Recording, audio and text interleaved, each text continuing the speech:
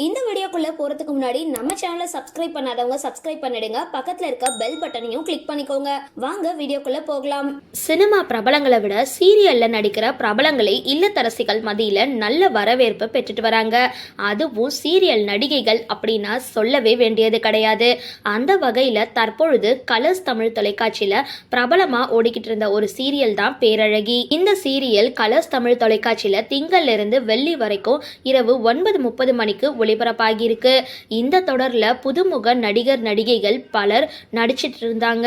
மேலும் இதுல போதும் பொண்ணு அப்படின்ற ஒரு கிராமத்து பெண்ணோட வாழ்க்கையில நடக்கிற விஷயங்களை மையமா வச்சு மெகா தொடரா எடுக்கப்பட்டு இருந்தது. இந்த தொடர்ல போதும் பொண்ணு அப்படின்ற கதாபாத்திரத்துல நடிச்சிட்டு வந்த பெண்ணோட பெயர் ஸ்ரீ காயத்ரி ராஜா. இவங்க முதல்ல 2015ஆம் ஆண்டு நடிகர் சந்தானம் நடிப்புல வெளியான இனிமே இப்படிதான் அப்படின்ற படத்துல தான் அந்த படத்துல கதாநாயகியோட தோழியா நடிச்சதன் மூலமா திரை உலகில் அறிமுகமானாங்க. பேரழகி சீரியல்ல கருப்பான கிராமத்து நிறத்துல நடிச்சிட்டு வர இந்த கருப்பழகி நேர்ல வெள்ளத்தோல்ல படு மாடர்னா தோற்றமளிக்கிறாங்க. படங்கள்ல நடிக்க வந்த அப்புறம் வாய்ப்பு எதுவுமே கிடைக்காததுனால தான் சீரியல்ல நடிச்சிட்டு இருக்காங்க. சரி, இந்த வீடியோ பத்தின உங்களோட கருத்துக்களை கீழே கமெண்ட் பாக்ஸ்ல போஸ்ட் பண்ணுங்க. வீடியோ பிடிச்சிருந்தா லைக் பண்ணுங்க, ஷேர் பண்ணுங்க, மறக்காம டிபி காபி சேனலை சப்ஸ்கிரைப் பண்ணுங்க.